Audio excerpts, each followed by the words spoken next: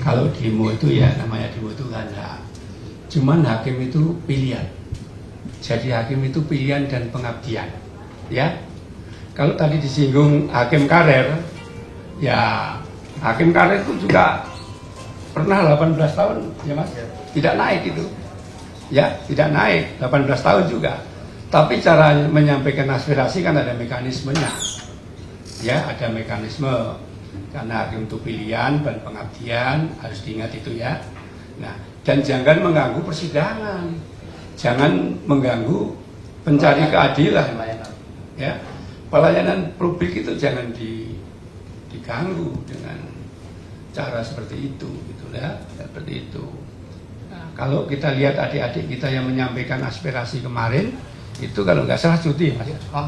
Mengambil cuti dan disampaikan dengan mekanisme yang baik seperti itu, ya. Itu yang pertama. Yang kedua mengenai apa? Ya, sebagai ketua umum IKAHI, pembinaan terhadap hakim-hakim termasuk hakim ad hoc bagaimana? Ya, kan selama ini udah berjalan dengan baik.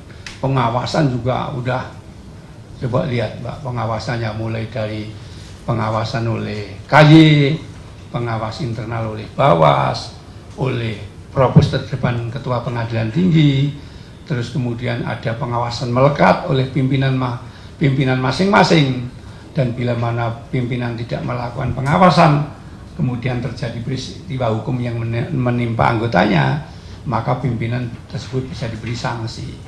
Ya.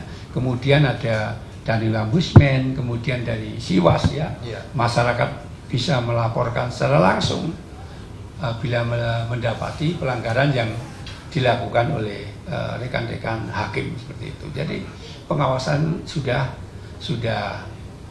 baik sekali, sudah sangat rapat ya. Kalau ada 1-2 namanya oknum ya. Nah, tentunya kalau pembinaan, nah itu nanti ada itu kewenangan dari tuaka pembinaan sendiri, karena ada tuaka pembinaan dan tuaka pengawasan ya.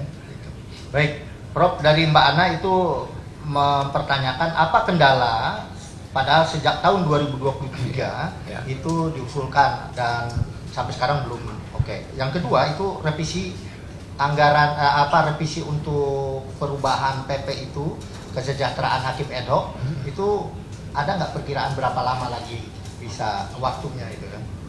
Ya kalau berapa lama kita juga nggak tahu. Iya. Karena itu kan melibatkan beberapa menteri ya, karena menyangkut anggaran keuangan negara. Seperti kita dulu juga lama itu ya, seperti anggaran itu kan lama. Mudah-mudahan itu kemarin kebetulan pimpinan kami mendampingi dan juga yang mulia ini Hakim ad hoc Tipikor dan Hakim ad hoc PAI sama-sama hadir, Pak Ketua Badan juga hadir, Pak Sekretaris IPASPI juga hadir kemarin ya, positif lah. Mudah-mudahan ya, karena saya nggak berani mengandai-andai ya, karena juga harus harmonisasi juga, harus melihat ini ya, seperti itu. Jadi mudah-mudahan tidak terlalu lama ya, tidak terlalu lama, mudah-mudahan seperti itu. Kendala, Prof? Ya sebetulnya kalau kendala, kalau dari kita ya kan mudah-mudahan ke depan nggak ada ya. Tapi kalau kendala ya karena kan harus dihitung dulu kenaikannya berapa, disesuaikan dengan keuangan negara kan seperti itu. Dan itu karena itu melibatkan beberapa kementerian ya, seperti itu. Ya, seperti itu. Baik, Mbak Ana, pertanyaan ketiga tadi sekaligus menjawab sebagai Ketua Umum IKAHI ya, yang berkaitan dengan judicial corruption sebagai kamar pengawasan, bagaimana itu karena kesejahteraan naik, khawatir tidak berbanding lurus dengan perilaku ya, tapi corruption judicial tadi, judicial corruption ya. Jadi pimpinan Mahkamah Agung berkali-kali menegaskan bahwa dengan adanya kenaikan kesejahteraan ini diharapkan tidak ada lagi perbuatan tercela. Bila mana sudah ada kenaikan kesejahteraan ternyata ada pelanggaran, ya tentunya sanksi berat akan diterapkan oleh Pak Ketua, oleh Yang Mulia Ketua Mahkamah Agung ya. Udah berkali-kali bahwa Anda udah sangat jauh peningkatan kesejahteraannya, maka harus sama sekali diharapkan tidak ada pelanggaran lagi. Itu himbauan pimpinan Mahkamah Agung yang disampaikan berkali-kali dan berulang kali ya, seperti itu. Oke. 2 orang penanya awal, ada lagi yang mau bertanya? Silakan Mas. Ya. Prof, izin dari Liputan Nama CTV, Rama. Pertama soal tadi mungkin berkaitan dengan pertanyaan bahwa akan diupayakan, tapi sejauh ini sudah sejauh mana konkretnya, Prof? Maksudnya apakah tadi kan dibilang sudah Mensesnek, Menpan RB dan lain sebagainya, tapi sudah persentasenya berapa persen untuk menuju ke tunjangan yang diharapkan?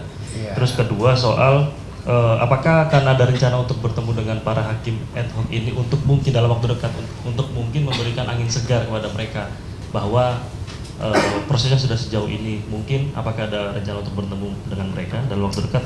Terus yang ketiga soal sejauh ini update saja Prof, mungkin kami juga yang masih belum tahu untuk jumlah total hakim ad hoc yang mengharapkan tentang adanya kenaikan dan tuntutan ini ada berapa Prof? Terima kasih.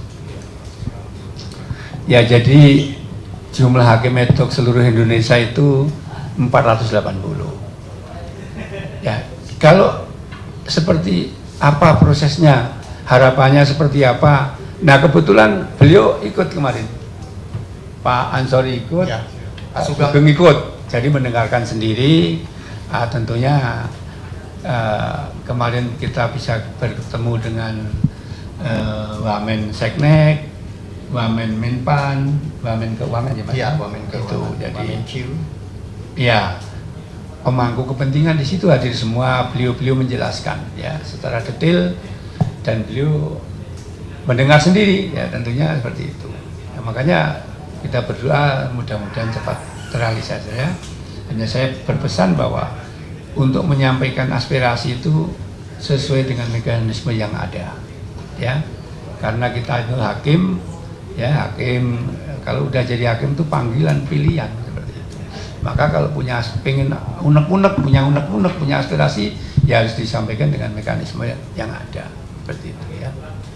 Ada pertanyaan berapa persen lah ya pergerakan usulan kita itu ditanggapi oleh Presiden katanya oleh pemerintah. Kemudian ada rencana nggak kita mengumpulkan hakim ad hoc? Hakim ad hoc itu sudah dikumpulin beberapa bulan yang lalu. Kepanitraan juga sudah oleh Ketua Mahkamah. Jadi semua dikumpulin. Jadi ada pembinaan hakim, karer, hakim ad hoc, dan terakhir kepanitraan ya. Iya. Kesekretariatan juga ada. Kesekretariatan. Kesekretariatan terakhir, semua dikumpulin oleh Yang Mulia Pak Ketua Mahkamah Agung. Diberi pemahaman, juga diberi sejauh mana pengusulan ini berjalan ya.